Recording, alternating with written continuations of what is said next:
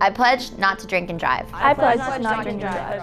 I pledge not to drink I and drive. pledge not to drink and drive. I pledge not to drink and drive. I pledge not to drink and drive. I pledge not to drink and drive, not only on prom, but ever. How do you want to remember your prom? Do you want to remember it as getting thrown out because you were belligerent and getting breathalyzed and have it being embarrassing and ruining your entire night? I won't drink and drive because I realize that such an irresponsible decision can hurt so many people around me, like my friends and my family. And when you make a decision like that, you don't realize the people that really matter to you will be hurt by it so much. So I wouldn't want to do that to the people I love. You might think just because you've had one beer, you're okay to drive a car, but you're not. And you're going to realize that when you hit the guardrail or if you hit another car and kill a bunch of people, then you're going to regret having that one beer before you got in that car.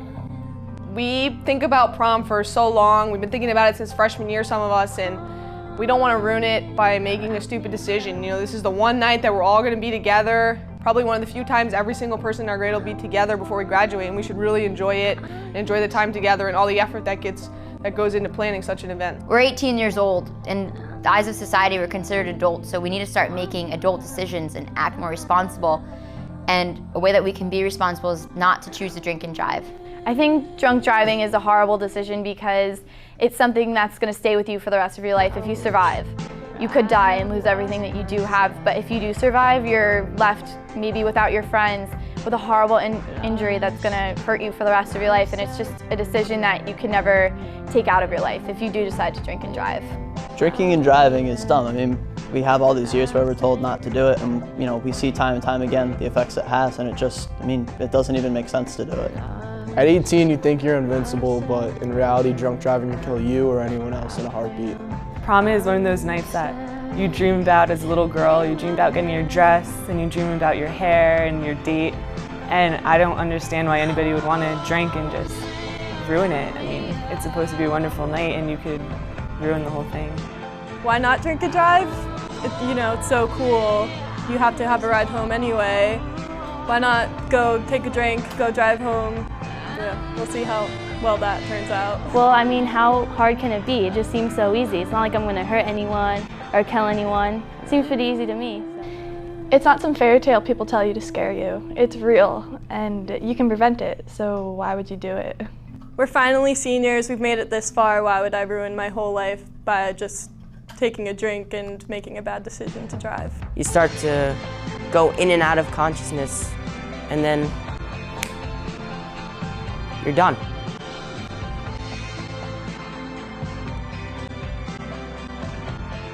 How do you want to remember your prom? Do you want to remember it throwing up because you're too drunk? Or do you want to remember it being in a car crash with all your best friends, or maybe even losing one of your best friends? It's your decision.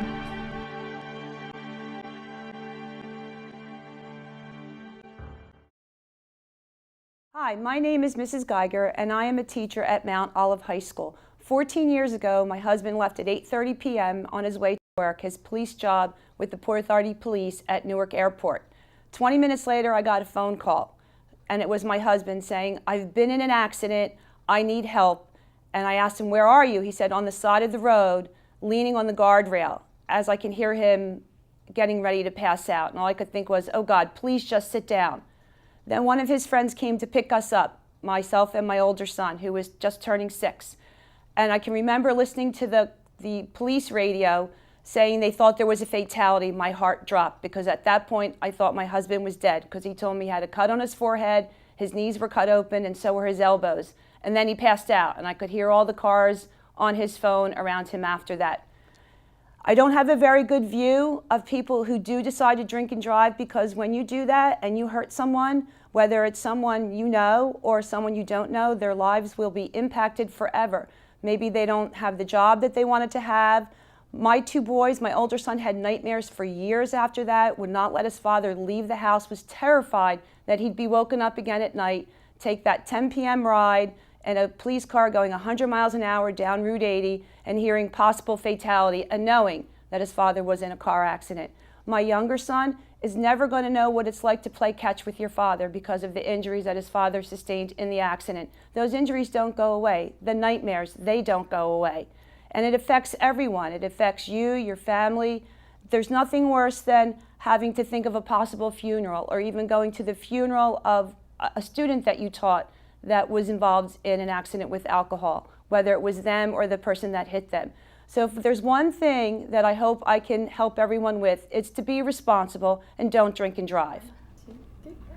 Hi, I'm Ms. Morawski. I'm here to talk to you about another type of destructive decision, and that's drug use. In August of 2001, right before my senior year in high school, I was on vacation with my family and I got a phone call from one of my best friends saying that Mike had died. Mike was a classmate of mine since we were in kindergarten. I remember getting that phone call and not really believing that it was true or that it could happen. I think I almost laughed a little bit at first, like it was a joke, but it wasn't a joke. He had died of an ecstasy overdose.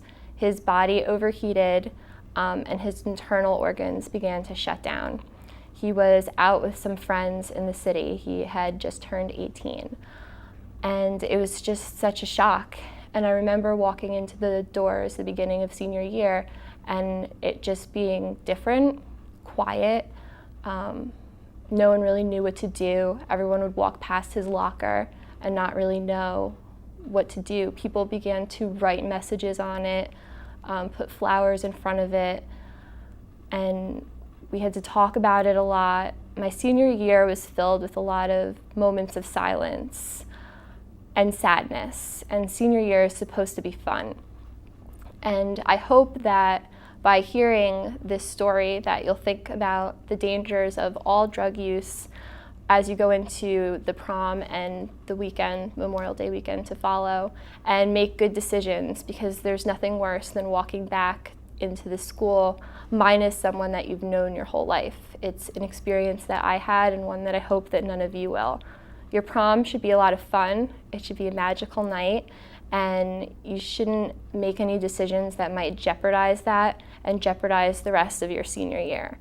I hope I'll see all of you there, happy, excited, ready to spend the night together for one last special evening as a class, and enjoy the next few weeks to follow. Hello everyone.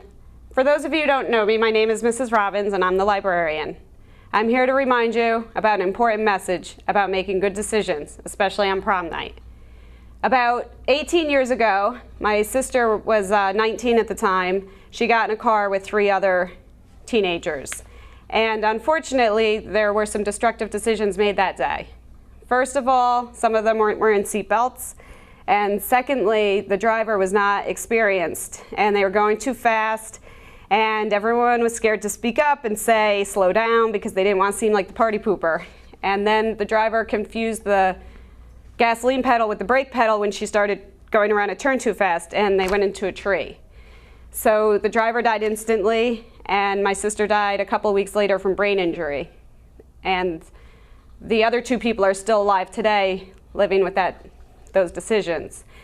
I emailed my friend who was in the car that day and I said, do you have any advice for teenagers to try to keep them safe on prom night? And this is what she said. If I have a message for your students, I guess it would be this. To get into someone's car is an act of trust. You basically entrust that person with your life when you get in. And driving a car with friends on board is a great responsibility. Hey Mount Olive, I'm Carolyn Blackburn. I'm 18 years old and I'm a senior here at this high school. I'm also one of the directors of this production. One thing I've been thinking a lot about lately while taping and editing this is I'm so fortunate not to have known anyone who has been involved in a drunk driving accident, because clearly a lot of people and faculty and students have been affected by drunk driving at our school. But this Thursday, I almost lost one of my best friends. Her name's Kaylee, and we've been friends ever since 6th grade. She's one of the most supportive and caring people that I know, and she came within an inch of life because of drunk driving. It was her birthday, and she was with her boyfriend, who is known to have alcohol abuse problems at his town. And he was driving, so she thought, it's her boyfriend, she can trust him, this is someone who loves her and isn't going to put her life in danger. Even though he may be drunk, everything will be okay. As they were taking a turn, it was a very sharp turn and he was going way too fast. The car completely toppled over. The entire roof of the car was smashed in, and she literally almost killed herself because of one decision that she made. All she can remember thinking about is Court okay? Is her boyfriend okay? Is everything gonna be okay? And that's not something you want to be thinking about when you're 18 years old, smashed in the middle of a car. That's not an experience I don't want anyone to have on prom. She's 18 years old and she has to live with this emotional strife, remembering that she almost killed herself and her boyfriend almost killed her with her. She was in the hospital for the past 3 days, and now she has to go to a chiropractor every day to make sure that her back will be okay for life. This isn't an injury that she sustained for, a few weeks. This is something that's going to affect her for the rest of her life because of one decision that she made. Please remember that it just takes one drink to impair your judgment. Remember the stories you hear from all the people. It affects everyone, not just you. Go with your gut. If you have a funny feeling, speak up, because you don't want to live with wishing you'd said something. When you're 18, you think that everything will be okay. It doesn't matter. They love me. I can trust them.